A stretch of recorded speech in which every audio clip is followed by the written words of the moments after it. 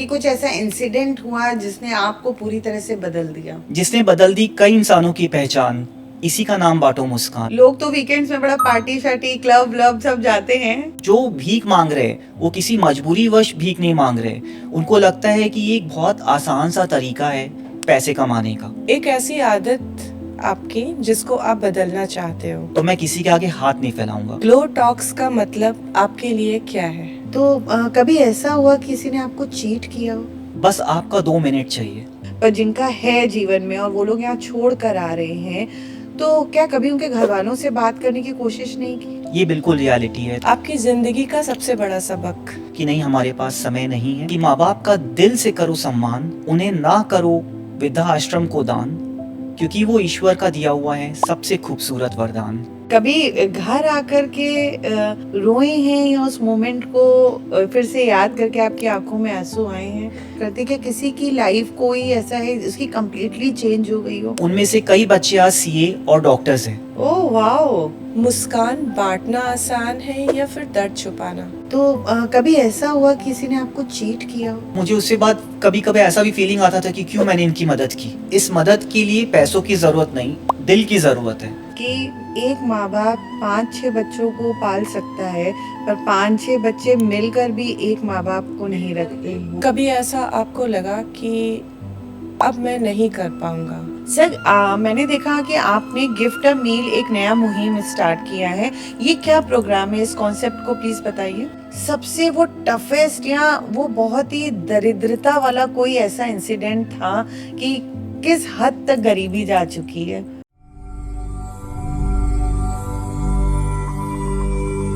Welcome to Glow Talks with Diya and Jyoti. और आज का एपिसोड बहुत ही खास होने वाला है, क्योंकि कहते हैं ना कि इंसान की असली पहचान उसके बैंक बैलेंस से नहीं, उसके कपड़ों से नहीं, बल्कि उन हाथों से होती है जो किसी टूटे हुए इंसान के आत्मविश्वास को फिर से जोड़ने का काम करता है। तो आज के ज़माने में सब लोग सक्सेस के पीछे भाग रहे हैं, लेकिन कुछ लोग ऐसे भी होते हैं जो दूसरों की लाइफ को पूरी तरह से बदल देते हैं। और कैसे बदलते हैं तो आज हम जानेंगे, क्योंकि हमारे साथ एक बहुत ही उम्दा पर्सनैलिटी सामने है जो बताएंगी कि अपनी पॉजिटिविटी से कैसे दूसरों की लाइफ में वही पॉजिटिविटी उन्हीं खुशियों को बिखेर रही है। So let's welcome none other than mister Vineet Agrawal on Glow Talks with Diya and Jyoti. Welcome sir. Thank you so much ma'am, it's my pleasure to be a part of your show. Thank you sir. हमें खुशी है कि आज आप यहाँ पर आए। हम सिर्फ आपके वीडियोस ही देखते हुए आए हैं, पर आज साक्षात हम उस इंसान को देख रहे हैं। तो आज हम बात करेंगे सिर्फ रिस्पॉन्सिबिलिटी की, उस रिस्पॉन्सिबिलिटी की जो स्ट्रीट वेंडर्स हैं, फ्रूट सेलर्स हैं, सब्जी वाले हैं, या अलग अलग डेली वेज के वर्कर्स हैं, और उन लोगों की जिनके सपने बहुत ऊंचे हैं पर उनके पास अपॉर्चुनिटी नहीं है, और आपने उनके लिए वो अपॉर्चुनिटीज़ के दरवाजे खोले हैं। Isn't it? बिल्कुल। Very beautiful. तो सर मैं जानना चाहूँगी कि आखिर आपकी ये जो जर्नी है उसको तो हम जानेंगे, पर विनीत अग्रवाल कौन है? विनीत अग्रवाल एक ऐसा शख्स है या एक ऐसा इंसान है जो अपने से पहले दूसरों के बारे में सोचता है, जो यह चाहता है कि इस दुनिया में कोई भी इंसान दुखी ना रहे, हर एक चेहरे पर एक प्यारी सी मुस्कान रहे, कुछ रहे या ना रहे, पर एक प्यारी सी मुस्कान ज़रूर रहे। So cute, so cute. तो बचपन का विनीत कैसा था? बचपन का विनीत एक बहुत इमोशनल और एक फैमिली से बहुत अटैच्ड बच्चा था। मैंने भी बचपन में बहुत से उतार और चढ़ाव देखे हैं अपनी ज़िंदगी में, पर उसके अलावा मैं देखता था कि हमारे पास सब कुछ होने के बावजूद भी कई बच्चे ऐसे होते थे जिनकी ज़िंदगी में एक छोटा सा खिलौना भी बहुत मायने रखता था। तो उस एक्टिविटी को या उस दृश्य को देखकर मेरे मन में हमेशा आता था कि कभी अगर ज़िंदगी में मैं एक सक्सेसफुल इंसान बनूंगा तो मैं इनके चेहरे पर एक मुस्कान ज़रूर लेकर आऊँगा, और कोशिश करूँगा कि छोटी सी छोटी चीज़ों के लिए जो लोग सोचते हैं उन्हें सोचना ना पड़े। मैं ये कोशिश करूँगा जितना मेरे से हो सकेगा कि लोगों के चेहरे पर अपनी छोटी सी काइंडनेस से या एक छोटी सी हरकत से उनके चेहरे पर एक मुस्कान ला सकूं, और कुछ नहीं तो। ब्यूटीफुल। तो आप मतलब बचपन से ही ये इमोशन और सेंसिटिवनेस आपके में बचपन से ही थी, कि कुछ ऐसा इंसिडेंट हुआ जिसने आपको पूरी तरह से बदल दिया? एक्चुअली मेरी दादी माँ ने मुझे बहुत प्रभावित किया इस चीज़ों को लेकर, क्योंकि मेरी मैं अक्सर अपनी गर्मी की छुट्टियों में अपनी दादी माँ के साथ बाहर जाया करता था, तो उनको मैं देखता था कि वो अक्सर लोगों की खूब सेवा किया करती थी। वो हमेशा लोगों के चेहरे पर मुस्कान लाना चाहती थी, लोगों की जितनी हो सके दिल से वो मदद करती थी। अच्छा। चाहे पैसों से या कुछ सामान से या जितना उनका सामर्थ्य था उसके जी। हिसाब से। तो वो चीज़ मुझे हमेशा प्रेरित करती थी कि मैं भी क्यों ना इनके जैसा बनूं और इसको आगे तक पहुंचाऊं और जितनी हो सके उतनी लोगों के चेहरे पर मुस्कान लेकर आऊं। वाह, तो ये संस्कार आपके शुरू से ही हैं, तो कहते शुरू हैं से। ना, हाँ, ये रूट्स में है, आपके खून में है, इसीलिए आज आप इतनी मुस्कान। मुस्कान से मुझे याद आया कि आपके तो चैनल का नाम ही है बाटो बाटो मुस्कान। मुस्कान। तो इसके पीछे की क्या क्या स्टोरी है, आप मुझे बताएंगे? इसके पीछे की यही स्टोरी है, मैं कुछ लाइनों में इसे व्यक्त करना चाहूँगा। जिसने बदल दी कई इंसानों की पहचान, इसी का नाम बाटो मुस्कान। वाह, सो ब्यूटीफुल। किसी के चेहरे पर ले आना एक प्यारी सी मुस्कान, इसी का नाम बाटो मुस्कान। ओके, तो वो किस तरह से आप करते हैं? बचाना किसी का आत्मसम्मान, इसी का नाम बाटो मुस्कान। आहा, और मुस्कान बांटने के लिए आपको किसी को पैसे से मदद करने की ज़रूरत नहीं है। आप उसके साथ जाकर, उससे बातचीत कर कर, उनके अकेलेपन को दूर कर कर भी आप उनके चेहरे पर मुस्कान ला सकते हो। अच्छा। जो आज की दुनिया में सबसे ज़्यादा मायने रखता है। There are many ways to help people, जिनकी वजह से उनके चेहरे पे मुस्कान है। तो मेरे मन में तो बहुत सारा क्यूरोसिटी जानिए, क्योंकि जहाँ आपने बोला सिर्फ पैसों से नहीं, और हमें लगता है कि भाई सिर्फ पैसा दे करके ही हम लोगों की मदद कर रहे हैं, तो इसके बहुत सारे प्रॉज एंड कॉन्स भी हैं, वो हम आगे बात करेंगे। आप किन किन तरीक़ों से मुस्कान बांटते हैं? मैं जनरली अपना जो वीकेंड्स है, obviously I am a businessman, so सबके पास अपने अपने काम भी है। तो अपार्ट फ्रॉम दैट मेरे जितने भी वीकेंड्स होते हैं, मैं कोशिश करता हूँ कि उन वीकेंड्स को बाटो मुस्कान के लिए यूटिलाइज़ करूँ। अच्छा, तो लोग तो वीकेंड्स में बड़ा पार्टी शार्टी, क्लब व्लब सब जाते हैं। हाँ, तो मैं उसी तरह से मेरी भी एक हॉबी है कि मैं अपना वीकेंड्स इस तरह से स्पेंड करूँ, इन लोगों के लिए स्पेंड करूँ जो निराश है, हताश है, या जो ज़िंदगी में हंसना भूल चुके हैं। स्पेशली आफ्टर कोविड बहुत से ऐसे लोग हैं जो ज़िंदगी में बहुत डिप्रेशन में जा चुके हैं या निराश और हताश हो चुके हैं। उन्हें लगता है कि ज़िंदगी में अब कुछ नहीं बचा है। तो मैं अपनी वीडियोज़ के ज़रिए उन लोगों को हंसाता हूँ, मुस्कुराता हूँ, और प्लस उन्हें उन लोगों को दिखाता हूँ जो उन वीडियो से देखकर ये सीख सके कि हाँ, ज़िंदगी अभी भी बहुत कुछ है। ज़िंदगी में चाहे आप 70 वर्ष के हों, चाहे 80 वर्ष की आयु हो, मेरी वीडियोज़ में मैं हर एक उस इंसान को कवर करता हूँ, चाहे वो कितने भी उम्र दराज हो, लेकिन वो ज़िंदगी में एक दूसरे को हौसला दे सके, हिम्मत दे सके। तो जस्ट बिकॉज कि वो हिम्मत और हौसला दे रहे हैं, तो उस हिम्मत और हौसले से कई 100 लोगों में और हिम्मत और हौसला पैदा हो। तो मेरा मेन विज़न हमेशा वीडियो बनाने के पीछे यही रहता है कि जिस इंसान की भी मैं मदद कर रहा हूँ वो खुद भी हंसे, और उसकी हंसी से कई 100 लोग इंस्पायर हों और वो आगे और हज़ारों लोगों में मुस्कान बांटे। नहीं, बहुत अच्छी बात आपने कही। तो पहली बार जब आप किसी इंसान के पास वो वीडियो कैमरा लेकर के गए, तो उसको कैसा फील हुआ और आपको कैसा लग रहा था? क्योंकि इसके बाद मेरे पास एक बहुत ही अलग क्वेश्चन आने वाला है। सबसे पहले तो मैं खुद भी नर्वस और कॉन्शियस था कि कहीं उसके आत्मसम्मान को ठेस ना पहुँचे, कि वह कहीं यह ना सोचे कि मुझे वीडियो में कैप्चर कर कर या लोगों को दिखाकर मेरा मजाक बनाया जा रहा है। तो सबसे पहले मैंने उसे कंफर्ट करने की कोशिश की, और मैंने उसे रीज़न बताया कि why we are making this video, कि हम ये वीडियो क्यों बना रहे हैं। क्योंकि मैंने कहा कि आप जो भी काम कर रहे हो वो करीब करीब 75 या 80 वर्ष के थे, और वो भी सेल्फ डिपेंडेंट, ठीक है। उस वर्ष पे भी, उस उम्र के दराज में भी वो एक लेडी थी जो उस उम्र के दराज में भी काम कर रही थी। तो मैंने उनको फोकस कर कर यह दिखाया है कि उम्र सिर्फ एक नंबर है, जैसे बोलते हैं age is just a number. तो that is actually true, it's not just for saying but that is actually true, कि 80 वर्ष की उम्र में भी वो अपने मेहनत पर जिंदा थी, ना कि अपने किसी बच्चों पर निर्भर थी, ना अपने किसी भी फैमिली मेम्बर पे, ना अपने कोई रिलेटिव्स या रिश्तेदारों पे। वो अपने दम पर अपना कमा रही थी और खा रही थी। तो मैंने उनको बोला कि आपकी ये स्टोरी कई 100 लोगों को इंस्पायर कर सकती है जो ज़िंदगी में 50-60 की उम्र में भी आकर निराश और हताश हो जाते हैं। आप तो 80 उम्र पार कर चुके हो, लेकिन फिर भी इतना भरोसा है, तो दूसरे को भरोसा दो। तो यह सुनकर उसके चेहरे पर एक बहुत प्यारी सी मुस्कान आ गई, और उसने कहा कि क्यों नहीं, मैं और लोगों को बिल्कुल हिम्मत देना चाहूँगी, और मैं चाहूँगी कि जैसे मैं खट कर कमा कर खा रही हूँ, वैसे और भी लोग खट कर कमा कर खाएँ।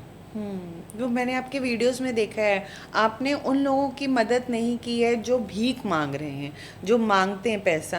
पर आपके हर वीडियोस में मैंने उन लोगों को कवर करते हुए देखा जो, चाहे वो छोटा सा भी कोई काम हो, या पानी का बोतल ही सड़क के किनारे बेच रहे हों या बूट पॉलिश कर रहे हों, आप उनकी, तो इसके पीछे क्या कारण है? तो क्योंकि बहुत सारे स्ट्रीट बच्चे हैं, हम गाड़ी खड़ी करते हैं तो कई लोग आ जाते हैं पैसा मांगने, तो क्या उनकी मदद करनी चाहिए या नहीं, और आप क्यों उनकी मदद करते हैं? देखिए, जैसा कि मैंने शुरू में एक लाइन में कहा था कि बाँटो मुस्कान के लिए, कि बचाओ किसी का आत्मसम्मान, लोगों में ले आओ एक प्यारी सी मुस्कान, इसी का नाम बाँटो मुस्कान। तो जैसे कि आपने कहा, तो मैं चाहता हूँ कि जो भीख मांग रहे हैं वो किसी मजबूरीवश भीख नहीं मांग रहे। उनको लगता है कि ये एक बहुत आसान सा तरीका है पैसे कमाने का। बहुत से लोग ऐसे हैं जिनके हाथ और पाँव सलामत है, लेकिन वो काम नहीं करना चाहते क्योंकि उनको लगता है कि भीख मांगकर वो इतना कमा लेते हैं जिससे उनकी जो बेसिक नीड्स है वो पूरी हो जाए। हाँ, कुछ के पास तो मोबाइल भी है, हम बिल्कुल देखे हैं। बिल्कुल बिल्कुल। तो उनको एक आदत लग गई है। तो मैं इस चीज़ को बढ़ावा नहीं देते हुए, मैं नहीं कहता कि किसी को भीख में पैसे देना गलत काम है, लेकिन मेरा सोच अलग है। कि मेरा सोचना यह है कि जो लोग उसी लेवल पे, चाहे वो जूता पॉलिश कर रहे हों, चाहे वो रिक्शा पुलर हो, चाहे वो वैन पुलर हो, चाहे वो डेली स्केल लेबर्स हों, उनकी भी कंडीशन वैसी है, लेकिन वो अपने पर विश्वास रखकर और अपनी मेहनत के बल पर आगे बढ़ना चाहते हैं, ना कि भीख के बल पर। वैसे लोग अपने आत्मसम्मान को जिंदा रखते हुए आगे बढ़ना चाहते हैं, और ना किसी के आगे हाथ फैलाकर। बहुत से ऐसे लोग हैं जिनकी मैंने मदद करने की कोशिश की, लेकिन उन्होंने सीधा मना कर दिया, नहीं मुझे अपने मेहनत पर विश्वास है, और मैं अगर अपने मेहनत से दिन में 100 रुपये भी कमाता हूँ तो वो मेरे लिए इनफ है, तो मैं किसी के आगे हाथ नहीं फैलाऊँगा। तो लेकिन जब आप कैमरा लेकर के जाते हैं तो कई लोगों ने ये भी कहा होगा कि आप सिर्फ कंटेंट बना रहे हैं, व्यूज़ और लाइक्स के चक्कर में यूट्यूब से आप कमा रहे होंगे, तो कितना मिथ है, कितना सच है, आप हमारे व्यूअर्स को बताना चाहेंगे? किसी के सोच पर आप रोक नहीं लगा सकते, ये अपनी अपनी सोच होती है। अगर मेरे कंटेंट से, अगर मेरे वीडियो से किसी के चेहरे पर एक मुस्कान आती है, या किसी की एक ऐसी मदद होती है जिसकी उससे उसकी ज़िंदगी बदल जाए, तो मैं मानूंगा कि मैं वीडियो बनाकर बिल्कुल सही कर रहा हूँ। और मैं ये वीडियो तब तक बनाता रहूँगा जब तक मेरा मन चाहेगा, क्योंकि मुझे पता है मेरे वीडियो और कंटेंट के पीछे मेरी मानसिकता यही है कि इसके थ्रू मैं हज़ारों लोगों तक मुस्कुराहट पहुँचा सकूँ, और जो ये वीडियो देखे वो उनसे इंस्पायर हों, और वो और आगे हज़ारों लोगों तक मुस्कान को पहुँचा सके। तो लोग क्या कहते हैं, क्या सोचते हैं, मुझे उससे कोई फ़र्क नहीं पड़ता। पर हाँ, मैं अपना ये जर्नी हमेशा आगे बढ़ाता रहूँगा अपनी वीडियोस और रील्स के थ्रू। बहुत खूबसूरत बात कही है आपने, और अगर आपके इंटेंशन बहुत अच्छे हैं तो वो पॉजिटिवली लोगों तक पहुंचेंगे भी। बिल्कुल। तो उसके लिए बेस्ट विशेस। तो विनीत जी, कभी ऐसा हुआ है किसी नीडी पर्सन ने आपसे मदद लेने से मना कर दिया, नहीं भैया जाओ कैमरा लेकर के आए हो, नहीं करना? हाँ, ऐसा कई बार हुआ, एक बार नहीं, ऐसा कई बार बार हुआ है। My बहुत बार God। हुआ है। लेकिन फिर भी मैं दिल से उनका रिस्पेक्ट करता हूँ।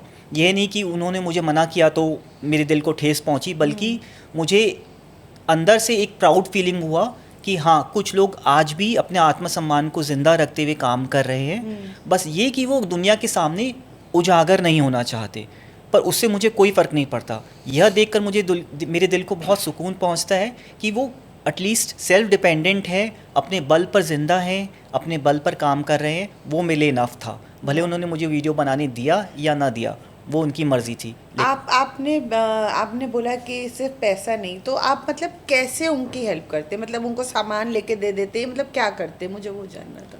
देखिए, कई ऐसे लोग हैं दुनिया में जिनको ना सामान चाहिए ना पैसा चाहिए। अच्छा। बस आपका 2 मिनट चाहिए, समय। बिल्कुल। और आज समय ही नहीं है। बिल्कुल। आज कई भी लोगों को आप बोल दो पार्टी में चलना है, डांस करने चलना है, क्लबिंग चलना है, तो दे आर रेडी। बट लेकिन यही बोल दो कि मुझे किसी के चेहरे पर मुस्कान लाने के लिए चलना है, या मुझे कोई सोशल वर्क पे चलना है, या मुझे ओल्ड एज होम जाना है, तो लोगों के पास समय नहीं है। मैं देखती हूँ या मैं देखता हूँ, अगर समय होगा तो मैं बताऊँगा, मुझे बता देना। ओल्ड एज होम आपने कहा, तो वो भी तो इसीलिए बन गए हैं क्योंकि वो समय ही नहीं दे रहे हैं। ओल्ड एज होम में लोग अपने बड़ों को दे आते हैं कि जाओ भाई, समय नहीं है कि क्या नहीं है। आप ओल्ड एज होम से जुड़े हुए हैं, तो मैं जानना चाहूँगी कि आपने तो उनकी कहानियाँ सुनी है क्योंकि आप बिल्कुल। उनसे मिलने जाते हैं, जैसा आपने कहा। तो क्या कारण है, या आपने कभी कोशिश नहीं की कि जो लोग इनको यहाँ छोड़ गए, जिनका जीवन में कोई नहीं है, that is a different thing, पर जिनका है जीवन में और वो लोग यहाँ छोड़ कर आ रहे हैं, तो क्या कभी उनके घर वालों से बात करने की कोशिश नहीं की? देखिए, ये बहुत सेंसिटिव मैटर है। 80-90% लोगों के बच्चे हैं। कुछ के बच्चे चाहे विदेश में हैं, कुछ के बच्चे के पास समय नहीं है, कुछ के बच्चों ने प्रॉपर्टी के लिए उनके माँ बाप को अलग कर दिया है। अच्छा। तो वैसे बच्चे उनसे कांटेक्ट में ही नहीं है। अच्छा। और जैसे कि हम फिल्म में देखते हैं कि फ़ोन ना उठाना, दूसरों नंबर से भी इग्नोर करना, तो ऐसे मैंने कई बार कोशिश की है कि ये अलग अलग। रियलिटी है। ये बिल्कुल रियलिटी है। तो ये कोई पिक्चर की शूटिंग नहीं है, ये रियलिटी है कि मैंने भी अपने नंबर से भी, इनफैक्ट कई बार अलग अलग नंबरों से भी उनके बच्चों को कोशिश किया है, और उनके बच्चों ने अगर फ़ोन उठाया है तो साफ मना कर दिया कि नहीं, हमारे पास समय नहीं है, या हम बात करना नहीं चाहते हैं, आप अपने काम से मतलब रखिए। और किसी ने फ़ोन ही नहीं उठाया। कितनी बड़ी ट्रेजेडी है ना ये लाइफ की, कि एक माँ बाप 5-6 बच्चों को पाल सकता है, पर 5-6 बच्चे मिलकर भी एक माँ बाप को नहीं मिलकर रखते। एक बूढ़े माँ बाप को भी नहीं पाल सकते। मेरा ये क्वेश्चन है कि अगर हम अपने वाइफ को, अपने बच्चों को काम की वजह से विदेश ले जा सकते हैं, तो अपने माँ बाप को ओल्ड एज होम क्यों, या वृद्धा आश्रम क्यों, विदेश क्यों नहीं? उनकी क्या गलती है? उनकी सिर्फ यही गलती है कि उन्होंने आपके बचपन में आपको पढ़ाया, लिखाया और इस काबिल बनाया जिसकी वजह से आज आपको विदेश में नौकरी मिली है। क्या उनकी यही गलती है? मैं हमेशा ये क्वेश्चन मेरे मन में आता है, और मैं उन बच्चों से ये सवाल ज़रूर करता हूँ, पर मुझे लगता नहीं कि इसका जवाब उनके पास होगा। पर ये वो भूल जाते हैं कि आज जो उनके माँ बाप का है, कल उनका भी वही है, क्योंकि उनको भी उस एज से गुज़रना पड़ेगा। तो जैसी करनी वैसी भरनी। सही बात है कि घूम फिर कर आप जितना भी करोगे, प्लस करो माइनस करो, घूम फिर कर आपके पास 10 गुना बन करके वापस आ रहा है। बिल्कुल। तो आपकी इस कहानियों में इतनी सारी जो आपने जीवन देखे हैं, उसमें सबसे इमोशनल मोमेंट को आप शेयर कर सकते हैं? ये ऐसा बहुत सारा मोमेंट है, और जैसे ओल्ड एज होम के लिए भी मैं उन बच्चों से बस यही प्रार्थना करना चाहूँगा, एक छोटी सी एक लाइन बोलना चाहूँगा उन बच्चों के लिए जो अपने माँ बाप को छोड़ देते हैं या उनको अलग कर देते हैं। उनके लिए बस एक ही लाइन मैं ये बोलना चाहूँगा कि माँ बाप का दिल से करो सम्मान, उन्हें ना करो वृद्धा आश्रम को दान, क्योंकि वो ईश्वर का दिया हुआ है सबसे खूबसूरत वरदान। बहुत बहुत ही सुंदर।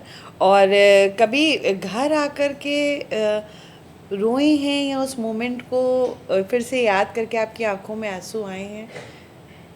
अक्सर ऐसा बहुत बार होता है, क्योंकि मैं अपना फीलिंग्स को, क्योंकि मेरे चैनल का नाम है बाटो मुस्कान, तो मैं हमेशा कोशिश करता हूँ कि मैं जब खुद लोगों को हंसाने गया हूँ तो मैं वहाँ पे ना रोऊँ, क्योंकि कई माँ बाप हैं जो मेरे गले लगकर रोए हैं, कई अनाथ बच्चे हैं जो मेरे गले लगकर रोए हैं, लेकिन मैं अपने आप को हमेशा कंट्रोल करता हूँ और यही चाहता हूँ कि वो हमेशा उनको मैं हंसाऊँ और मुस्कुराऊँ, ना कि वो अगर रोए तो मैं भी उनके साथ रोऊँ, फिर मेरे चैनल का कोई महत्व नहीं रहेगा। तो इसीलिए उनके सामने तो मैं नहीं रोता, पर घर आकर मैं जितनी कोशिश करता हूँ कि उनको हंसाऊँ, उनको मुस्कुराऊँ, भले ही साल में वो एक दिन भी ऐसा हो उनके लिए जो स्पेशल बना सकूँ, तो मैं पूरी कोशिश करता हूँ। लेकिन घर आकर अक्सर ऐसा होता है कि उनकी कंडीशन को देखते हुए मैं कंट्रोल नहीं कर सकता, और बहुत बार ऐसा हुआ कि मैं अकेले में रोया हूँ, पर इसके पीछे मैं कुछ नहीं कर सकता कि ये हर इंसान की एक फीलिंग होती है। हाँ, वो आपका अपना इमोशनल मोमेंट है।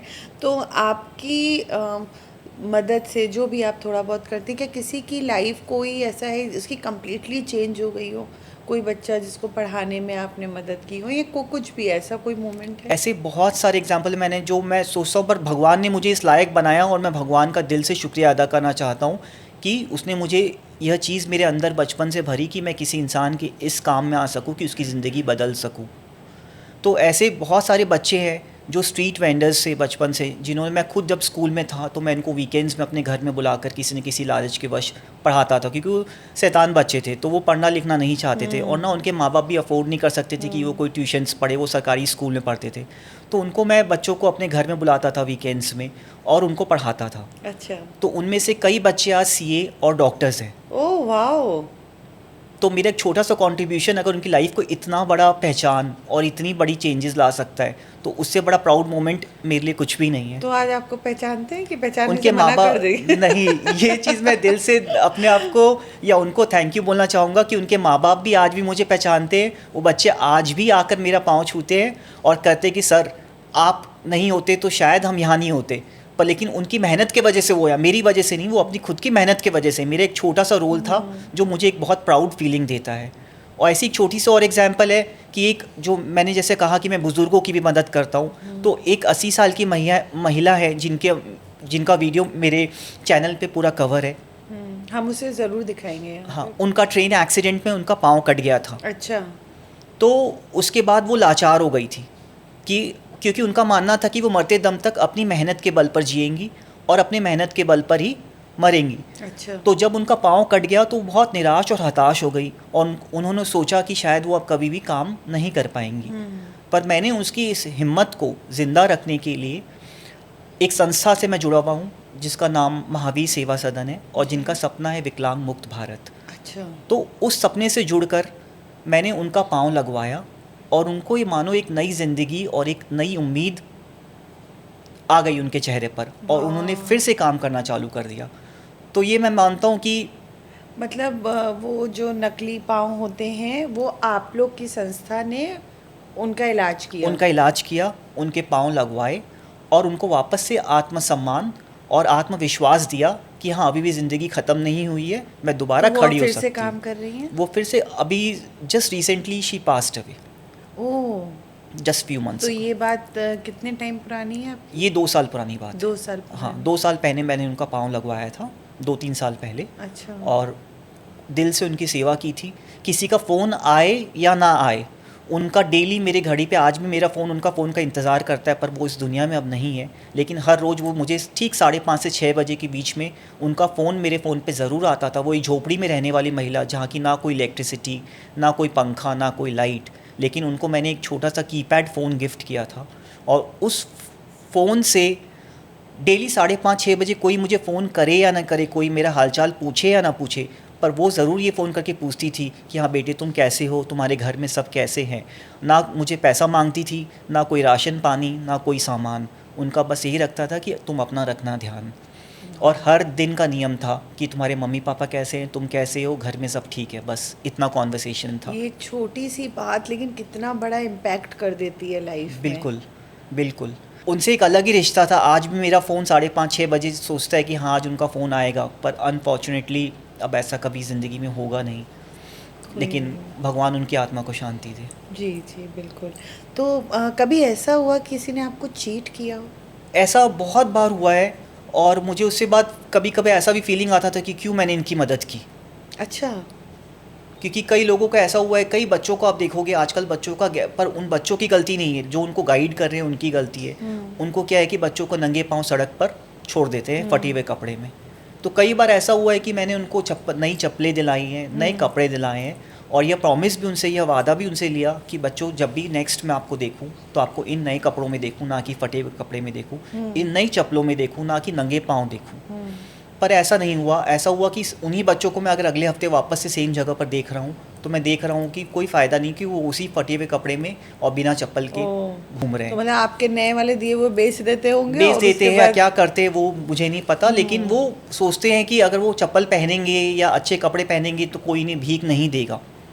और ये मेंटेलिटी उनकी नहीं है, ये उनके जो उनको अपब्रिंगिंग दे रहे हैं उनकी है। सही बात। क्योंकि आजकल बहुत से ऐसे गैंग्स हो गए जो बच्चों से ये काम करवा रहे हैं। पर ये कोई छोटा मोटा नहीं है, ये बहुत बड़ा अंदर डीप रूटेड गैंग है। बिल्कुल। तो आपको लग रहा है आप अकेले ही ये काम करते हैं या आपके साथ और भी बहुत सारे लोग जुड़े हैं, या आप मतलब किस तरह से आप ये अपने काम को और ज़्यादा बढ़ा रहे हैं? मैं अपने वीडियोस के थ्रू ज़्यादा से ज़्यादा लोगों को अपने इस माध्यम से जोड़ना चाह रहा हूँ और मैं प्राउडली बोल पाऊँगा कि जब मैंने इसकी शुरुआत की थी तब मैं अकेला था, लेकिन आज मेरे साथ कई सौ लोग ऐसे जुड़े हुए हैं जो इस काम में इंटरेस्ट लेने लगे हैं, मेरा साथ देने लगे हैं। आप मेरे वीडियोस में भी उनको देखोगे। अच्छा। तो कई लोग मेरे बुलाने से आते भी तो हैं। लोग पैसा देते हैं आपको कि आप कर लो नहीं। काम?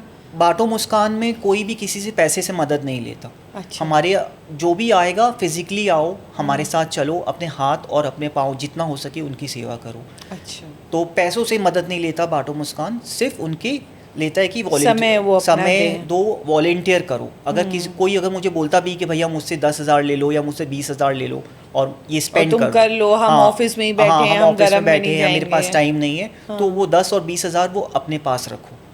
अगर आपको सेवा करनी है, आप मेरे साथ जुड़ना चाहते हो, तो जहाँ हम जा रहे हैं वहाँ हमारे साथ आपको चलना होगा और फिज़िकली आपकी जो इच्छा आप वो सामान लेकर आओ। हम आपको बताएंगे कि सही जगह क्या है और सही लोग कौन हैं जिनकी हमें एक्चुअल में मदद करनी चाहिए। ओके। उनको मैं गाइड कर सकता हूँ, लेकिन उनसे मुझे पैसे नहीं चाहिए। तो फिर अगर बहुत लोग बोलते हैं भाई पैसा नहीं है मेरे पास, तो आप उनको सिर्फ उनका समय मांग रहे हैं। समय और बड़ा दिल होना चाहिए। बड़ा दिल होना चाहिए। बिल्कुल। कि वो कहते हैं ना, वो एक जगह जाके मदद करेंगे, 4 जगह गएंगे, पता है मैंने ये किया। तो ये वाला कॉन्सेप्ट नहीं है। नहीं है, इट्स अ बिल्कुल। जेन्युइन हेल्प करना है Actually, अगर किसी कई की, लोग तो ही बोलते हैं आप कि जुड़ें। भैया आप कर सकते हो क्योंकि आपके पास पैसे हैं। तो मैं उनको यही बोलता हूँ कि भाई मैंने जब मदद करनी चालू की थी तब मेरे पास भी पैसे नहीं थे। अच्छा। मेरी जस्ट सोच थी, मेरे पास जस्ट एक बड़ा दिल था जो मैंने सामने ले, और अभी भी मैं दिल और अपनी सोच से ही मदद करता हूँ, मैं किसी की पैसे से मदद नहीं करता। अरे हाँ, इससे मुझे याद है, मैंने पूछा ही नहीं कि आपका एक्चुअल बिजनेस क्या है, वो तो बताइए। वरना लोग सोचे कि भाई ये है करोड़पति हैं और ये करते जा रहे हैं और यहाँ पे ज्ञान दे रहे हैं। नहीं नहीं, एक्चुअली आप व्यूअर्स को बताइए कि आप क्या करते हैं। भगवान की दया से मेरा एक छोटा सा सॉफ्टवेयर फर्म है जिससे मैं इतना कमाता हूँ कि अपने माँ बाप को, अपने परिवार को भी खुश रखता हूँ और थोड़ी बहुत बाहर के लोगों को भी मदद कर सकता हूँ। तो इस कंपनी का नाम विनहीत टेक्नोलॉजीज़ है, जिसका नाम भी एक मैंने बहुत सोच समझ कर रखा क्योंकि मुझे, मेरे भांजे का नाम हीत है अच्छा। और मेरा नाम विनीत है। तो हित मतलब टू डू समथिंग गुड, किसी के हित में काम करना। हाँ। तो मुझे लगा ये एक मीनिंगफुल नाम बन रहा है, तो मैंने इस ऑर्गेनाइजेशन का नाम विनहीत टेक्नोलॉजीज़ रख दिया। वाह, विनीत मतलब विनम्रता और हित मतलब टू डू समथिंग गुड। वो विनम्र होके जब कोई काम किया जाए तो वो है विनीत। बिल्कुल।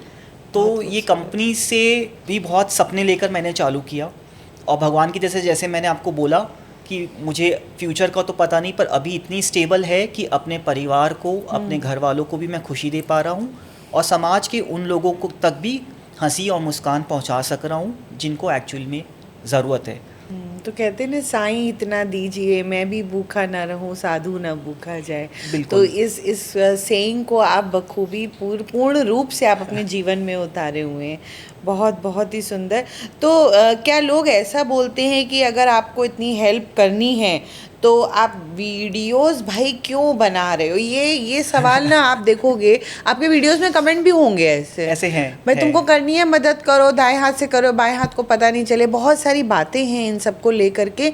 तो वीडियो जो आप बना रहे हैं, तो एक शॉर्ट में हमें बताइएगा। आपने पहले भी कहा ताकि बहुत लोग जुड़ें, पर फिर भी बहुत लोगों के मन में ये मिथ है कि भाई इसको फुटेज खाना है, वरना ऐसे कोई जा के वीडियो नहीं बनाता। मैं फैक्ट कह रही हूँ, जस्ट डोंट माइंड इट, मैं फैक्ट कह रही हूँ। तो आप व्यूअर्स को एक बार बताइएगा कि ये जो छोटे छोटे क्लिप्स हैं, इससे आप क्या संदेश देना चाह रहे हैं? देखिए, जैसा कि आपने कहा कि कुछ लोगों का मानना है कि एक हाथ से मदद करो तो दूसरे हाथ को पता ना चले, पर यहीं पे आकर मेरी सोच बदलती है और मेरी यह सोच है कि एक हाथ से मदद करो तो 100 हाथों को पता चले। अच्छा। ताकि उस 100 हाथ को और 100 हाथ जुड़े, उस 100 हाथ से और 100 हाथ जुड़े, ऐसे हज़ारों हाथ जुड़े और हज़ारों हाथ मिलकर, अगर मैं अकेला 100 लोगों की मदद कर सकता हूँ तो 1000 हाथ मिलकर लाखों लोगों की मदद कर सकते हैं।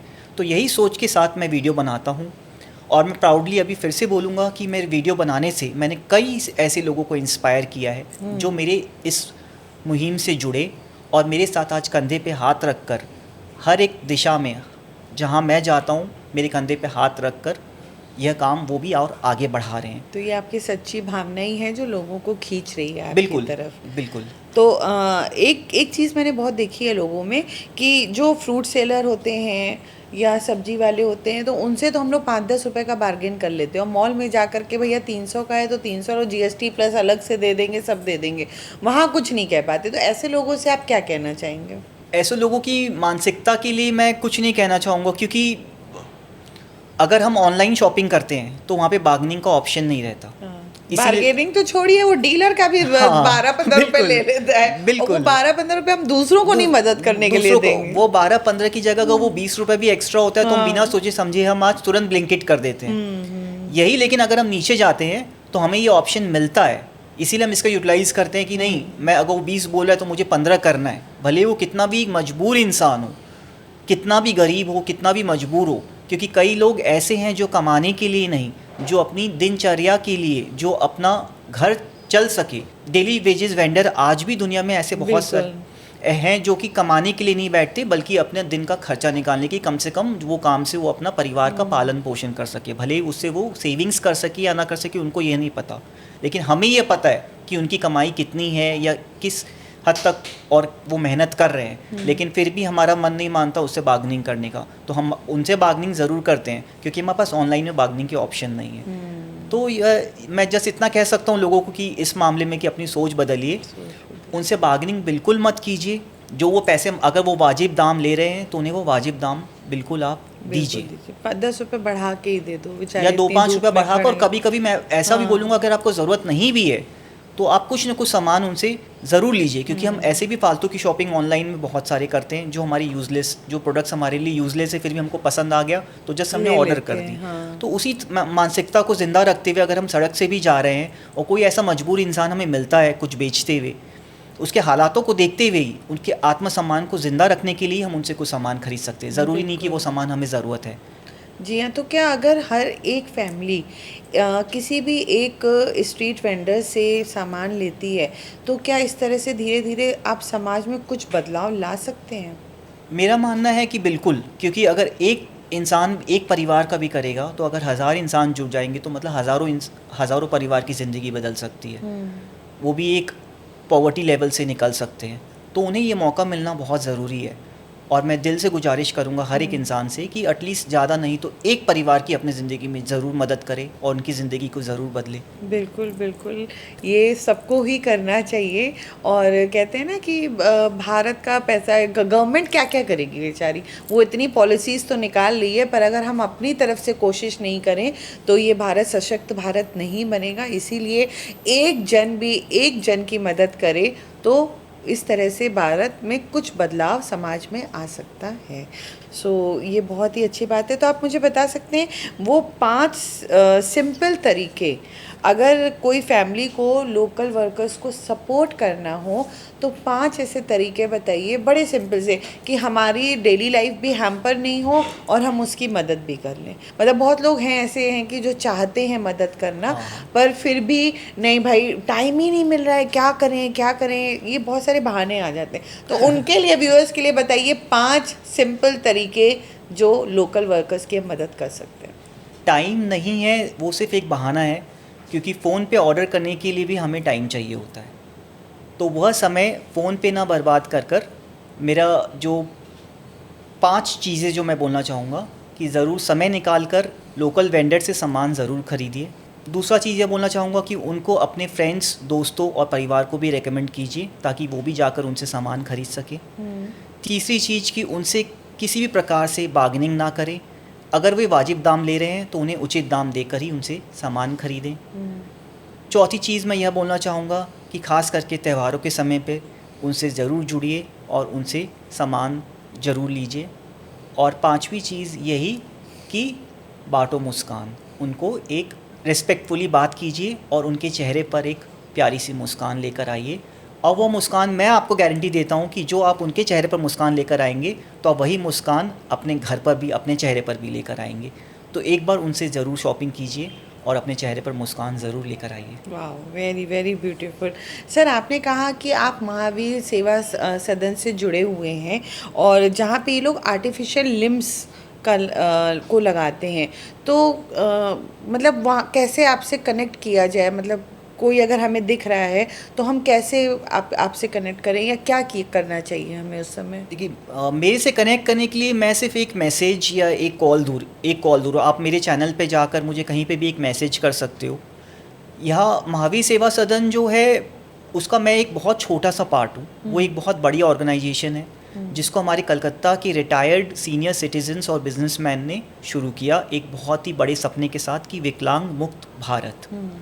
तो वह सिर्फ विकलांगता को दूर नहीं करता, बल्कि वो eye operations, artificial limbs, artificial hands, artificial legs, सब कुछ बिल्कुल फ्री ऑफ कॉस्ट, आपका 1 रुपये का भी खर्चा नहीं होता। अच्छा, और उनको वो जो वहाँ हॉस्पिटल आएंगे या जाएंगे तो उसकी भी फैसिलिटी आप प्रोवाइड करते हैं? उसकी फैसिलिटी मैं तब प्रोवाइड करता हूँ अगर कोई मेरे थ्रू जाता है, तो अच्छा। मैं पूरी कोशिश करता हूँ कि उनको ट्रांसपोर्टेशन मैं दूँ, अच्छा। उनका पॉकेट से 1 रुपया भी नहीं लगे, क्योंकि जी। ऐसे बहुत से एग्जाम्पल्स हैं। मैंने सड़क से कई कई लोगों को, कई बच्चों को, कई बुज़ुर्गों को, कई जवान स्टूडेंट्स को मैंने कोशिश किया है कि उनको वहाँ तक पहुँचाऊँ, जी। ताकि वो अपना जीवन आत्मसम्मान से जी सकें। और खोया हुआ जो कि आप भी समझ सकते हो कि किसी इंसान का अगर एक हाथ चला जाता है 18, 19 या 20 साल में कोई एक्सीडेंट की वजह से, तो वो अपना आत्मसम्मान, अपना कॉन्फिडेंस बिल्कुल खो बैठता है।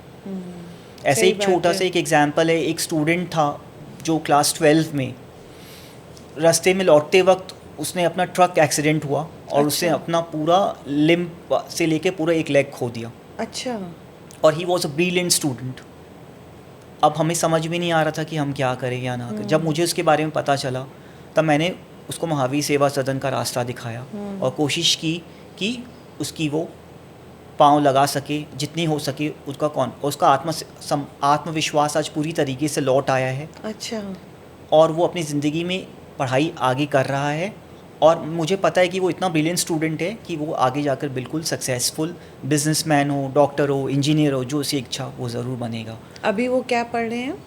अभी वो बीएससी कर रहे हैं। बीएससी कर रहे हैं। वाह, ये मतलब ये बहुत बहुत बड़ी बात है। और आप जिस हिसाब से बता रहे हैं, मेरे तो एकदम गूज़बम्स आ रहे हैं, रोंगटे खड़े हो गए हैं।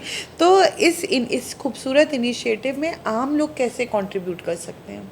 आम लोगों को कंट्रीब्यूट करना है तो वो बस अपने घर के आसपास एक नज़र रख सकते हैं कि कोई अगर विकलांग है, किसी को ज़रूरत है आँख के ऑपरेशन की जो उसे अफोर्ड नहीं कर पा रहा है, या जिससे उसकी ज़िंदगी बदल सकती है, तो बस उस लोगों तक, मुझ तक या डायरेक्ट महावीर सेवा सदन तक पहुंचाने की ज़रूरत है, और उन्हें कुछ नहीं। वाह, ब्यूटीफुल। तो सर, क्या आपका नंबर आप दे सकते हैं ताकि वो आपसे कांटेक्ट करें?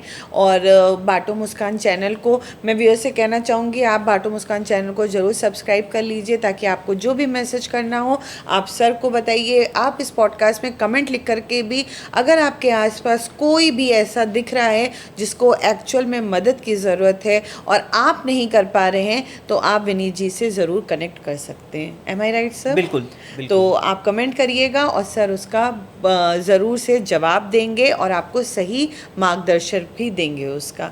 तो सर आगे बढ़ते हैं। एक मुझे बताइएगा कि आपके हिसाब से सोसाइटी को जो रिटर्न करने का एक जो लोग कहते हैं ना कि भाई मैं 60 साल का हो जाऊंगा तब ये सोशल सेवा करूंगा, तो क्या रिटायरमेंट के बाद ही समाज सेवा शुरू करनी चाहिए, या आपके हिसाब से क्या करना चाहिए? कब ये स्टार्ट करना चाहिए? देखिए, समाज सेवा का ऐसा कोई समय नहीं होता। किसी की ज़िंदगी भगवान ने दी है, और ज़िंदगी लेने वाला भी भगवान है और देने वाला भी भगवान है। तो हमें यह नहीं पता कि हम रिटायरमेंट तक ज़िंदा रहेंगे भी कि नहीं रहेंगे। तो रिटायरमेंट की कोई एज नहीं होती है। मेरा यह मानना है कि जब भी आप कमाना चालू करो, आपकी पहली सैलरी से ही आप समाज सेवा चालू कुछ करो। परसेंटेज उसका बिल्कुल। कहते हैं। मैं यह नहीं कहता कि आप अपने परिवार की या अपनी इच्छाओं को कॉम्प्रोमाइज़ कर कर लोगों की सेवा करो। आप अपनी इच्छा को भी पूरी करो, अपने परिवार की इच्छा को भी पूरी करो। उसके बाद अगर आपको लगता है कि आप एक छोटा सा भी कंट्रीब्यूशन टुवर्ड्स सोसाइटी कर सकते हो, तो ज़रूर करना चाहिए, जी। चाहे वो कोई भी अमाउंट हो।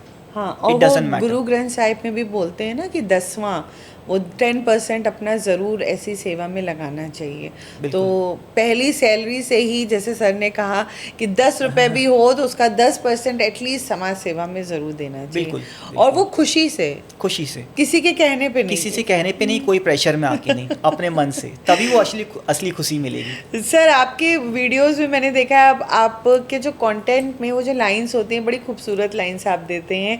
तो सर 2 लाइन आप हमारे कुछ बताना चाहेंगे व्यूअर्स को? ज़िंदगी में ना कभी हो निराश, ना कभी हो हताश, ना कभी हो परेशान। हमेशा अपने चेहरे पर रखो एक प्यारी सी मुस्कान। मुस्कान हर एक के जीवन में बहुत मायने रखती है। ये हमें एक बहुत पॉजिटिव फीलिंग्स देती है। बाटो मुस्कान यूँ ही मैंने नाम नहीं रखा। बहुत कुछ सोच समझ कर, बहुत कुछ दिमाग में लाकर मैं चाहता तो कुछ भी नाम रख सकता था, लेकिन मेरा यही मानना है कि जैसे मैंने बाटो मुस्कान के बारे में ऑलरेडी कुछ लाइंस पहले बोली, ज़िंदगी में ना हो कभी हताश, निरंतर करते रहो प्रयास। यंगस्टर्स से मैं ये कहना चाहूँगा कि कभी भी उन्हें हताश नहीं होना चाहिए, हमेशा प्रयास रखना चाहिए, और यह प्रयास आज नहीं तो कल, कल नहीं तो परसों एक सफल मुकाम पर आपको ज़रूर पहुँचाएगा। तो अपने ऊपर आत्मविश्वास रखिए और अपनी ज़िंदगी को पूरे मेहनत, पूरी शिद्दत और हमेशा मुस्कुराते हुए जिए। किसी भी तरह की परेशानी से अपने आप को इतना परेशान या इतना हताश या इतना निराश ना करें कि आप ज़िंदगी को जीना भूल जाएं। वो कहते हैं ना कि कभी भी परेशानी आए तो किसी बच्चे का भी चेहरा देख लो तो पूरा स्ट्रेस ख़त्म हो जाता है। बिल्कुल। हाँ बच्चे को भगवान का रूप भी बोला जाता है जी। और मैं तो बच्चों के लिए, जैसे कहते थे ना कि चाचा नेहरू जो हमारे देश के पहले प्राइम मिनिस्टर थे, उनको बच्चों से बहुत प्यार था और उन्हें प्यार से लोग चाचा नेहरू कहते थे।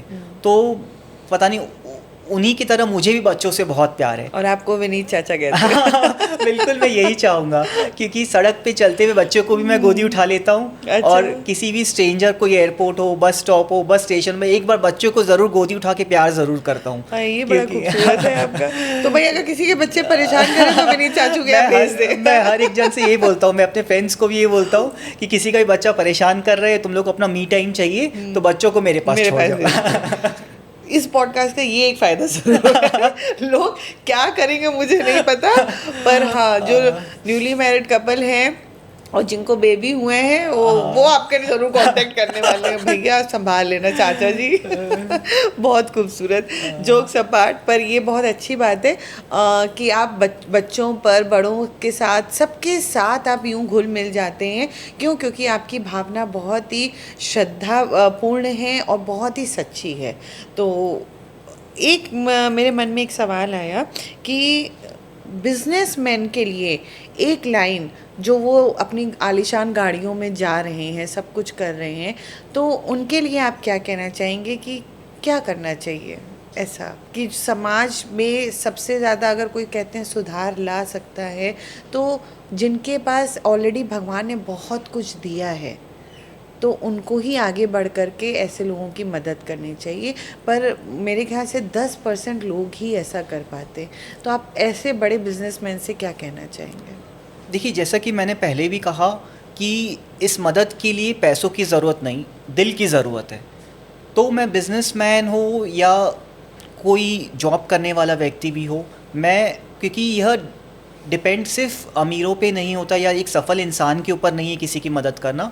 हर एक इंसान चाहे तो एक मदद कर सकता है, क्योंकि जैसे मेरा मानना शुरू से यही है कि इंसान के चेहरे पर मुस्कान लाने के लिए या किसी की मदद करने के लिए पैसों की नहीं, दिल की ज़रूरत है। तो मैं सबसे यही अपील रखूँगा और अपील करूँगा कि अपना दिल को बड़ा करो और जितना हो सके अपनी शुभेच्छा अनुसार लोगों की मदद करो, अपने से नीचे वालों को ऊपर उठने में मदद करो। सबसे आसान तो यही लगता है ना कि गाड़ी में जा रहे हैं और कोई आया, उसको पैसा दे दिया, एक मन में भी सेटिस्फेक्शन हो गया कि चलो हमने तो किसी गरीब की मदद की, तो वो सही है। देखिए, वो आपके मन को भले वो सेटिस्फेक्शन कर सकता है 2 मिनट या 5 मिनट के लिए, लेकिन वो इनर सेटिस्फेक्शन आपको नहीं देगा। अगर इनर पीस और इनर सेटिस्फेक्शन आपको रियल में चाहिए तो उसके लिए आपको फिजिकली फील्ड पर उतर कर लोगों की मदद करनी पड़ेगी। वो चाहे आप एक हफ्ते में 5 मिनट निकालो, क्योंकि मेरा मानना है कि आप चाहे कितने भी बड़े और कितने भी सक्सेसफुल बिजनेसमैन हो, हर एक इंसान के लिए दिन में 5 मिनट निकालना कोई बड़ी बात नहीं है। तो मैं ये नहीं कहूँगा कि आप 5 घंटे निकालो या आप 5 दिन निकालो, आप 1 महीने के 5 घंटे भी निकाल सकते हो, 1 महीने के 1 घंटे भी निकाल सकते हो, और उसी में आप समाज में बहुत से बदलाव आप ला सकते हैं। बस ज़रूरत है तो सोच बदलने की और एक बड़ा दिल रखने की। जी। तो अगर भगवान आपसे पूछे कि तुमने कितना कमाया और तुमने कितनी ज़िंदगियां बदली, तो किस सवाल का जवाब देना आप चाहेंगे? देखिए, सबसे पहले तो बाटो मुस्कान के लिए एक और चीज़ मैं कहना चाहूँगा कि मैं बाबा श्याम को बहुत मानता हूँ जी। और उन्हें सबको पता है कि हम उन्हें शीश का दानी कहते हैं। तो मेरी एक लाइन है जो मैंने खुद से बनाई है, जिन्होंने दिया शीश का दान, उन्हीं के आशीर्वाद से बना बाटो मुस्कान। वाह, बहुत खूबसूरत। और ये लाइन मुझ में हिम्मत पैदा करता है, क्योंकि उन्हें हारे का सहारा भी कहा जाता है। हाँ। तो वो मुझे जीवन में कभी हारने नहीं दिए और मुझे ये मौका दिए कि मैं और भी लोगों को ये सिखाऊं और लोगों तक पहुंचूं कि वो भी अपने जीवन में इतनी आसानी से हार नहीं माने और जीवन को आगे जीते रहें और निस्वार्थ सेवा कर सके, उनके ऊपर विश्वास रखते हुए आगे बढ़ें कि हाँ, हम सेवा कर रहे हैं, सेवा करते रहेंगे और इससे हमारे जीवन में भी खुशियाँ आएंगी और जिनके चेहरे पर हम मुस्कान बांट रहे हैं वही मुस्कान हम लेकर अपने चेहरे पर भी लौटेंगे। क्योंकि आज के दिन में इंसान करोड़पति हो सकता है पर अपने घर में जाके वो बहुत अकेला फील होता है। उसके घर में आलीशान नौकर चाकर, घर, गाड़ियाँ सब कुछ हैं, लेकिन एक इनर पीस नहीं है, पर उसका दुख और सुख बांटने के लिए एक कोई मेंटल नहीं। सेटिस्फैक्शन नहीं है, पूरा परिवार साथ में। लेकिन ये ज़रूरी नहीं है कि अगर उनके पास बहुत से पैसे हैं तो वो बहुत खुश है। हमारा बहुत लोगों को सोचना है अरे इसके पास तो बहुत पैसे हैं, ये तो एकदम आलीशान ज़िंदगी जी रहा है, जी। इसके घर में तो बहुत कुछ है, इसके घर में तो कोई परेशानियाँ नहीं है। लेकिन वह इंसान जो अंदर जी रहा है वो खुद जानता है कि उसके एक्चुअली उसके अंदर क्या परेशानियाँ चल रही हैं। तो सब कुछ पैसा नहीं होता। तो इसीलिए, और यह मैं और भी मानता हूँ कि अगर भगवान, वो जो क्वेश्चन आपने कहा उसके लिए मैं यही कहना चाहूँगा कि हमारे पैसे, रुतबे, घर, गाड़ी, बंगला सब कुछ यहीं रहेगा। हमें जो ऊपर लेकर जाना है वो सिर्फ हमारे साथ हमारी अच्छी डीड्स, क्योंकि आप कितना भी कमा लो, आपके जाने के बाद आपका परिवार, आपके दोस्त यार सब वो एंजॉय करेंगे। आप उसको अपने साथ एक टुकड़ा भी ऊपर नहीं ले जा सकते हो। हाँ। जो चीज़ आप ले जा सकते हो वो है आपका गुड डीड्स, पॉजिटिव डीड्स। तो मैं ये कहूँगा उसको कमाओ, उसको अपना बैंक बैलेंस बनाओ। जी बिल्कुल। कहते हैं ना, ऊपर वाले की कृपा होती है तो सब काम हो जाता है। और कृपा अपने आप में कि कर और पा, तो कर तो हो रहा है, पा हम रहे हैं, तो हम तो सिर्फ एक जरिया हैं। बिल्कुल। तो मनुष्य जीवन जो यहाँ पर हमें मिला है उसका असली पर्पस आप यहाँ पर इस पॉडकास्ट के थ्रू बताना चाहते हैं। तो यहाँ पॉडकास्ट में आने का भी आपका जो मकसद है वो एक बार शॉर्ट में यही है कि हज़ारों लोगों से जुड़ें ताकि वो उनकी और मदद कर सकें। आपको सिर्फ़ और सिर्फ पैसा नहीं पर उनका समय चाहिए ताकि वो दूसरों के चेहरों पे मुस्कान ला सकें। तो उम्मीद है ये पॉडकास्ट देख करके ज़रूर आपसे लोग जुड़ेंगे और कई उन लोगों तक जाएंगे जिन्हें एक्चुअल में मदद की ज़रूरत है और किसी भी रूप में वो कर सकते हैं। तो ये हुआ बहुत सारी बातें। अब हम आपके साथ एक क्विक सा गेम खेलेंगे। Are you ready? I am ready. Okay. और आपने अगर उसका सही जवाब दिया तो आपको शायद कुछ सरप्राइज भी मिल जाएगी। तो और इसके लिए मैं बुलाना चाहूँगी हमारी बहुत ही खूबसूरत पार्टनर ज्योति को। वो आएंगी और आपके साथ वो गेम ज़रूर खेलेंगी। हर इंसान की कहानी प्रेरणा देती है, लेकिन कुछ लोगों की असली चीज़ें रैपिड फायर में सामने आती है। तो विनीत जी, क्या आप तैयार हैं? बिल्कुल। मैं आपसे कुछ सवाल करूंगी, आपको उनके इंस्टेंट आंसर देने हैं और सारे सवालों के जवाब देने के बाद आपके लिए गिफ्ट भी है। ओके। तो शुरू करें। बिल्कुल। एक शब्द में आप बताइए कि पहली बार जब आपने बाटो मुस्कान के लिए किसी की मदद की तो आपको उस वक्त कैसा फील हुआ? बहुत इमोशनल और at the same time proud. सबसे भावुक घटना कौन सी थी? जब मैंने उस 80 साल की मासी का पाँव लगवाया था और उनको उस दर्द से गुजरते हुए देखा था जब वो ट्रेन एक्सीडेंट से गुजरी थी। जी। वायरल रील या ज़िंदगी का बदलना? ज़िंदगी का बदलना। वीकेंड हॉलीडे या फिर बाटो मुस्कान में जाके लोगों की सहायता करना? दोनों में से? नो डाउट बाटो मुस्कान में जाकर लोगों की सहायता जी। करना। बुक्स या real life experiences? Real life experiences. T या कॉफ़ी? कॉफ़ी। एक ऐसी आदत आपकी जिसको आप बदलना चाहते हो? आपकी सारी आदतें बहुत अच्छी हैं। नहीं इसका मतलब ये बहुत है सारी ख़राब आदतें हैं। जिसको आप बदलना चाहते हो। ऐसी तो बहुत सारी आदतें हैं।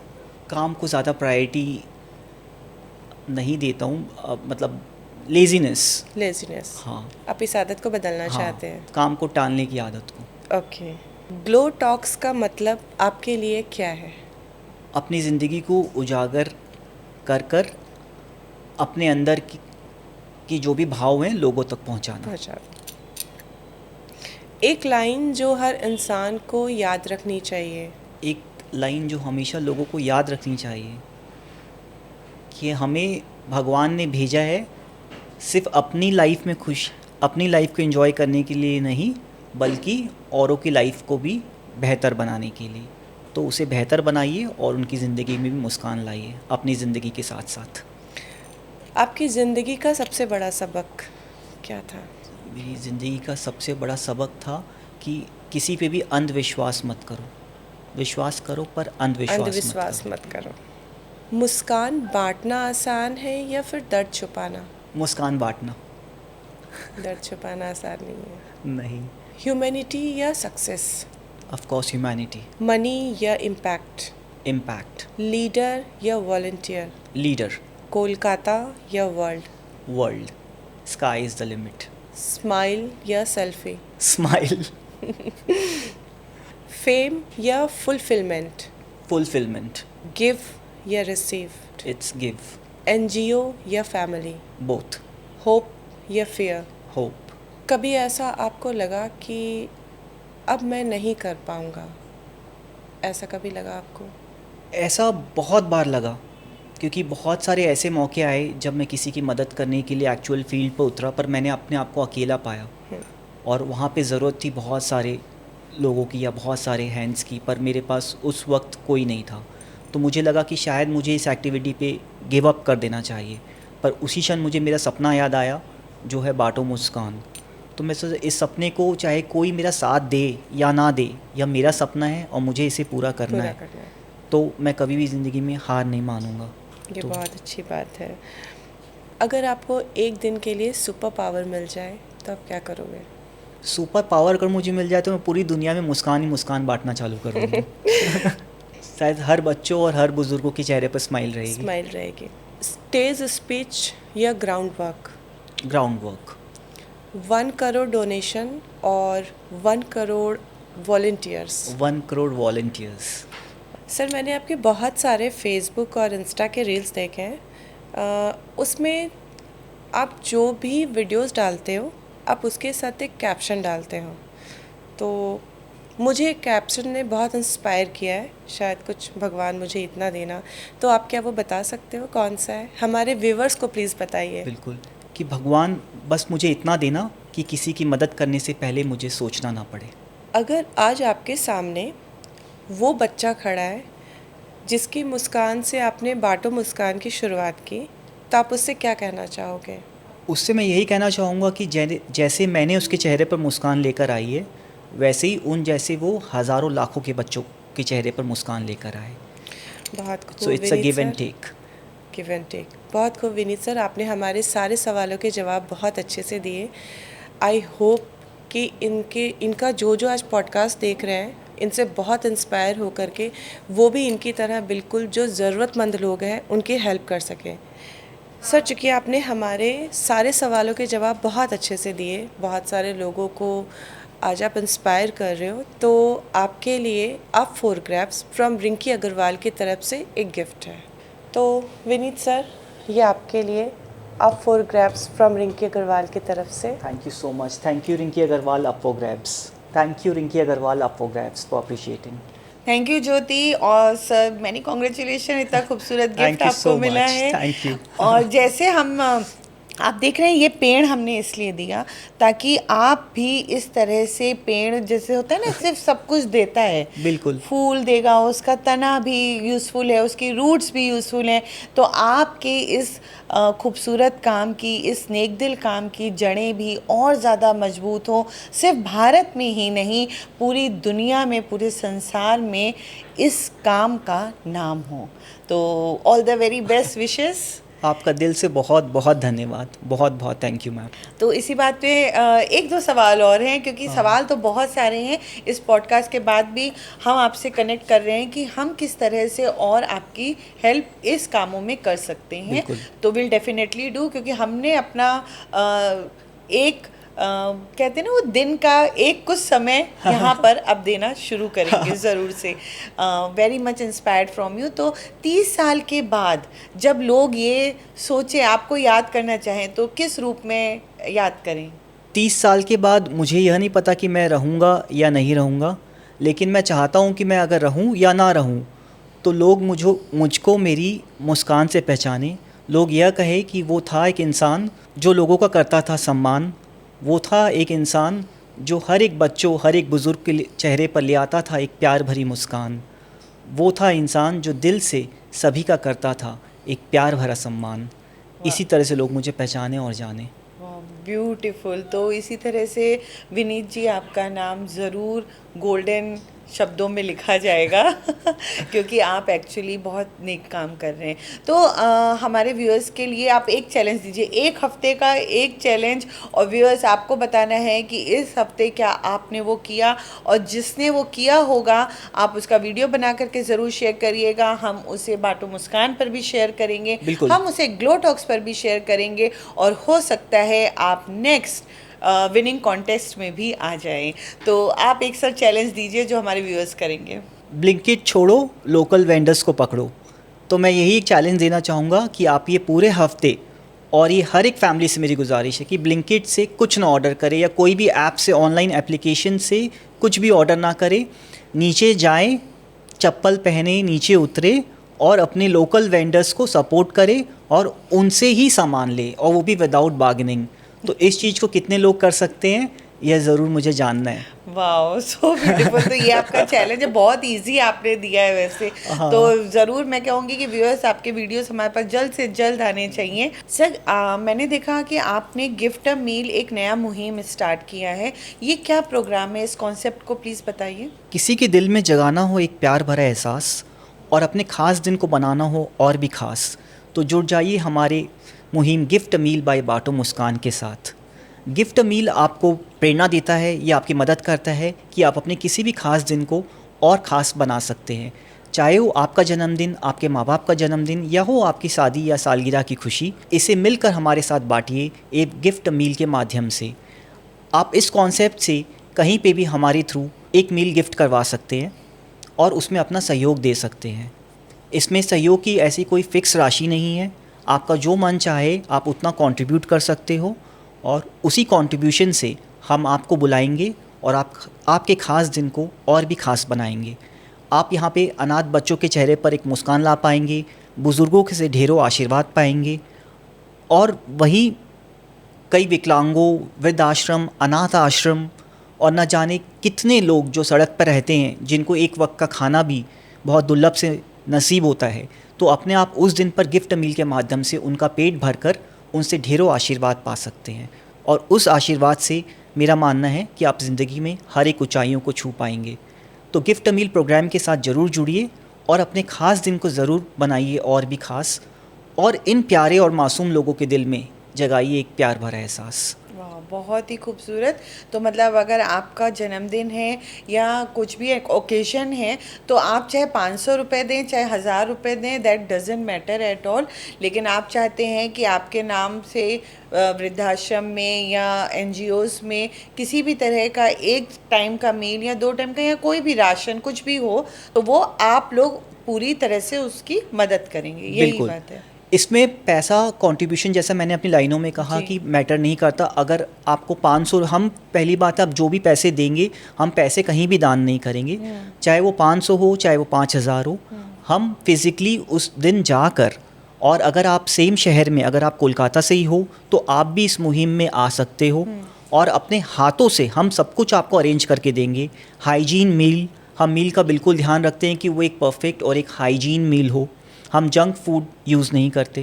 ओके। हम घर होम कुक्ड फूड जनरली जो डिस्ट्रीब्यूट करवाते हैं, आप अपने हाथों से आकर उनको डिस्ट्रीब्यूट कर सकते हो, लोगों का पेट भर सकते हो, उनके चेहरे पर एक मुस्कान ला सकते हो, और उनसे ढेरों आशीर्वाद पा सकते हो। तो गिफ्ट मील का मेन जो है कि इस मील से जुड़िए और कई लोगों का पेट भरिए, क्योंकि आप अपने परिवार का, अपने ख़ास दिन पर अपने परिवार, रिलेटिव्स का तो पेट सभी भरते हैं, लेकिन इसके साथ साथ अगर हम एक छोटा सा कंट्रीब्यूशन हमारे समाज के इस कॉर्नर पे भी करें, तो उनसे भी हमें ढेरों आशीर्वाद मिलेगा। और मेरा यह मानना है कि यह आपकी ज़िंदगी को और भी खूबसूरत बना देगा। तो ये तो सर उन लोगों के लिए हो गया कि जो लोग अपने दिन को खास बनाना चाहते हैं, पर ऐसे बहुत सारे लोग हैं, चाहे हमारे आप ब्लिंकिट के जो वेंडर्स होते हैं, आपके जो रैपिडो पे लोग आते हैं, और उनके घर में उनके बच्चों का अगर बर्थडे है, पर वो बहुत अच्छे से सेलिब्रेट नहीं कर पाते, तो उनके लिए भी आप ऐसा कुछ करते हैं? बिल्कुल, उनसे जुड़ जाएगा बाटो मुस्कान। तो बस आपको यह कहना है हमसे कि आज मेरे बच्चे का बर्थडे है पर हम अफोर्ड नहीं कर सक रहे हैं, तो बाटो मुस्कान उसके लिए टेक केयर करेगा। आपको सिर्फ आना है और सेलिब्रेशन से जुड़ना है, विदाउट हेजिटेशन और कोई तरह की चिंता फ़िक्र नहीं कि मेरे कितने पैसे लगेंगे। आपका कोई भी तरीके से आपको अपनी तरफ से योगदान नहीं देना। आपका योगदान सिर्फ इतना रहेगा कि आप अपने बच्चों को लेकर उस जगह पर पहुँचे जहाँ हमने आपको बताया है, और हमारे इस मुहिम के साथ अपने हाथों से मील खिलाइए। तो ज़रूरी नहीं है कि आपको, अगर आप अफोर्ड नहीं भी कर सक रहे हैं तो ही गिफ्ट मील प्रोग्राम है। गिफ्ट मील प्रोग्राम सबके लिए है, जो अफोर्ड कर सके या जो ना अफोर्ड कर सके।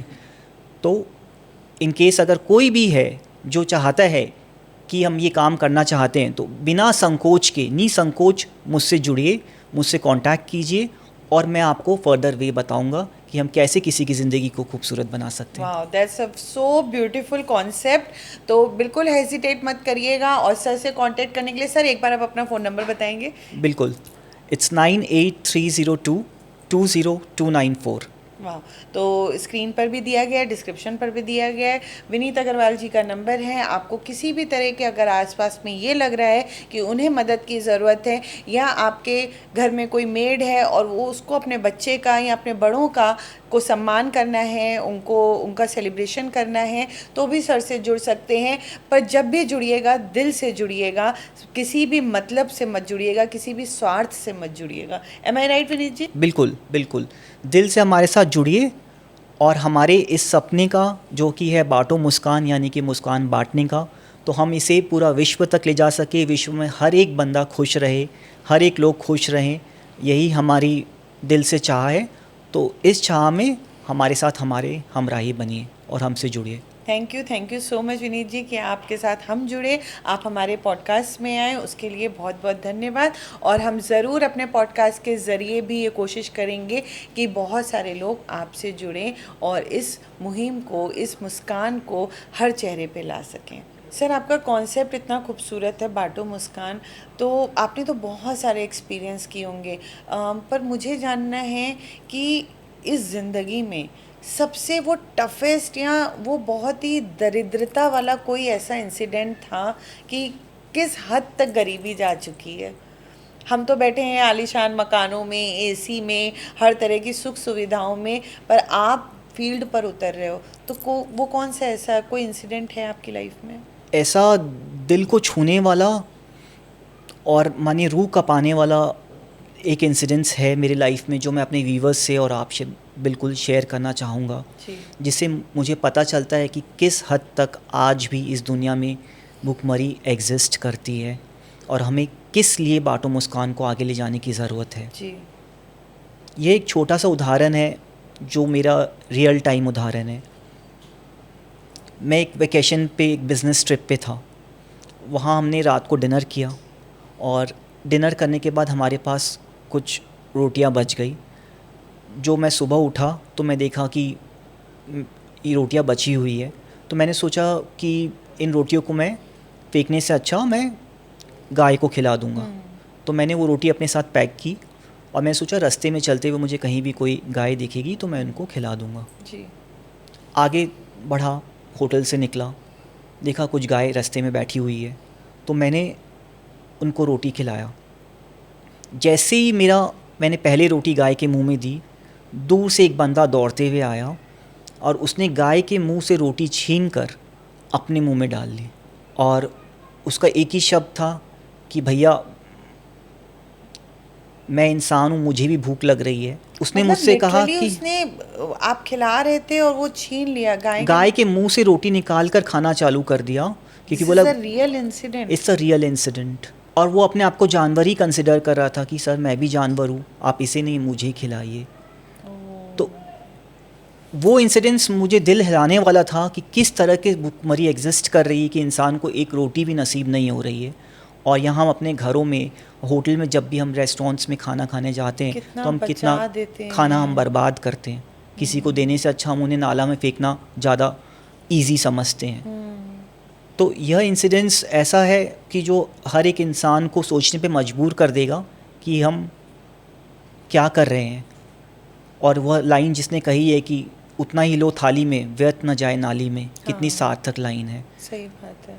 तो उस दिन से मैंने ये सोचा कि मैं अपने जीवन में जब तक जीऊँगा ये कोशिश करूँगा कि किसी भी इंसान को जो मेरे नज़र में आए इस हद तक ना पहुँचना पड़े कि उसे एक रोटी खाने के लिए किसी जानवर के मुंह से छीनना पड़े। तो ये भी एक बहुत बड़ा इम्पैक्ट है बाटो मुस्कान के लिए। ये बहुत बहुत मतलब एक्चुअली रूह कांपने वाली बात है कि हम लोग कितना व्यर्थ कर देते हैं, और हमें भी अपने बच्चों को खुद में भी ये संस्कार डालने चाहिए जो आपने बात कही कि भाई अपनी थाली में उतना ही लो कि व्यर्थ न जाए नाली में। वो बहुत सही बात है।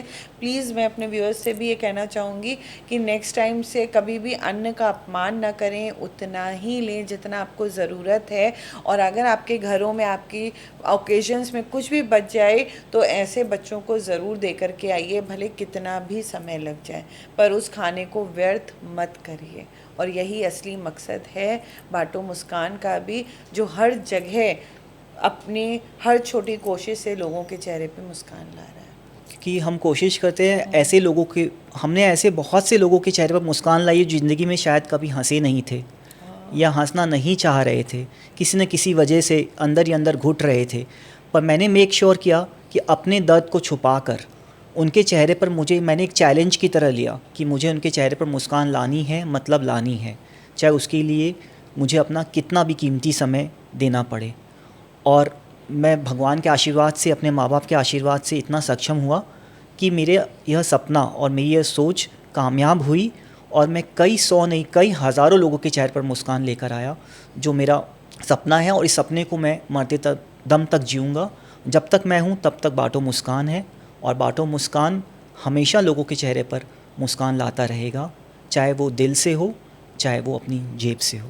Thank you so much. मैंने आपके ब्लॉगर में एक चीज़ और देखी थी, जहाँ पर वो वृद्धाश्रम में उन महिला को एक ट्रॉमा हो गया था। वो जब भी किसी को देखती है, या शायद आप जा रहे थे, बोली थी मेरा बेटा आ गया मेरा, ये क्या कहानी है?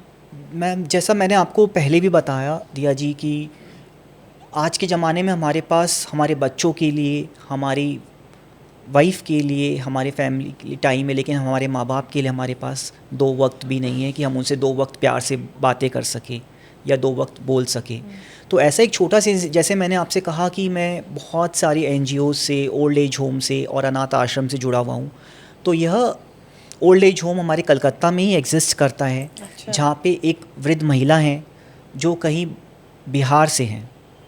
उनका बेटा उनको बिहार से लेकर आया था, और उनको वृद्धा आश्रम में जिस दिन उसने छोड़ कर गया है, उसको बोला कि माँ आप यहाँ पर बैठो, मैं ठीक 5 बजे आपको लेने आऊँगा, आप यहीं पे थोड़ा देर आराम करो, मैं अपने कुछ काम से जा रहा हूँ और मैं ठीक 5 बजे आपको आकर वापस ले जाऊँगा। उसकी माँ ने कहा ठीक है बेटा, अपना ध्यान रखना। उसकी माँ ने उसे आशीर्वाद देकर ही उसे कहा कि ठीक है, मैं वेट कर रही हूँ 5 बजे तक, तुम जाओ और अपना काम करो। पर अनफॉर्चुनेटली आज बीते दिन, बीते महीने, बीते साल, पर उस बेटे को ना आया उस माँ का ख्याल। आज न जाने कितने वर्ष बीत गए और उस माँ की घड़ी में अभी भी 5 बज रहे हैं, लेकिन उसका बेटा आज तक नहीं आया, और हमें पता है कि उसका बेटा कभी आएगा भी नहीं। My God. तो वो हर एक इंसान जो भी जाता है उसकी बेटे की उम्र का, वो समझती है कि वह उसका बेटा है, और उसको वह एक ही लाइन कहती है, बेटा 5 बज गया, मैं चलूँ आपके साथ घर। कितने साल हो गए? It's been like more than 10 years now she's waiting for her son. 10 साल? 10 साल से ज़्यादा। माय गॉड, मतलब कोई शब्द नहीं है मेरे पास। कोई शब्द मतलब नहीं वो है। रेडिकुलस भी बहुत ही छोटा सा शब्द है। क्या बोला जाए ऐसे बच्चों के लिए?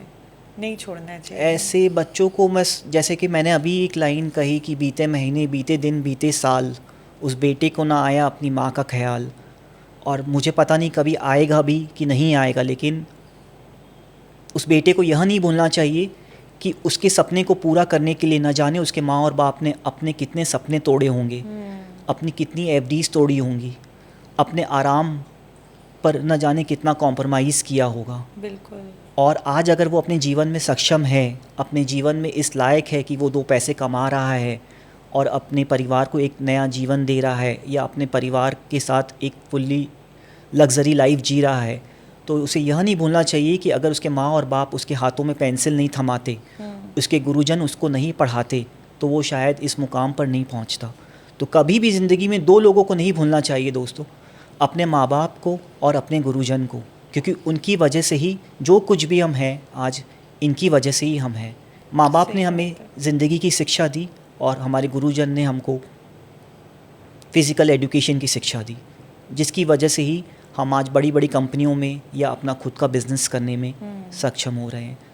तो मेरा हाथ जोड़कर सबसे यही विनम्र निवेदन है कि ज़िंदगी में कुछ भी कीजिए, सफलताओं को छूइए। मेरा आशीर्वाद है और मेरी लोगों से दुआएं हैं कि आप ज़िंदगी में आसमान को छूइए, लेकिन उस आसमान में उड़ान भरते वक्त अपने माँ बाप को अपने साथ रखिए, अपने दिल में उनको जगह दीजिए, दिल से उनका आत्मसम्मान कीजिए और दिल से उन्हें मानिए, बिल्कुल। ताकि जब भी वो ऊपर जाएं, अपनी आखिरी सांस ले, तो इस गम से ना मरे कि काश मेरा बेटा होता या काश मेरी बेटी मेरे पास होती। मैं ये नहीं चाहता कि कोई भी माँ बाप अपने आँखों में आंसू लेकर मरे या अपने बेटे या बेटी के गम से मरे। चाहता हूँ कि वो भी एक सुकून की मौत मरे और अपने बेटे और बेटियों का हाथ अपने हाथ में रखकर ऊपर जाएं। सही और बात है। मैं तो सिर्फ ऐसे लोगों से यही कहना चाहूँगी, भाई समय का चक्रा है, घूम के फिर आप ही के पास आना है। तो जो करेंगे वो होगा आपके साथ, तो अच्छा करिए, अच्छा पाइए। तो न दौलत साथ जाएगी न शोहरत साथ जाएगी, न दौलत साथ जाएगी न शोहरत साथ जाएगी, बस वही कहानी अमर होगी जो किसी की ज़िंदगी में मुस्कान बनकर रह जाएगी। यही है बाटो मुस्कान। So thank you so much, thank you Vineet ji, thank you viewers, और आपके कमेंट्स और आपके वीडियोस का हमें इंतज़ार रहेगा। Thank you so much. Thank you so much.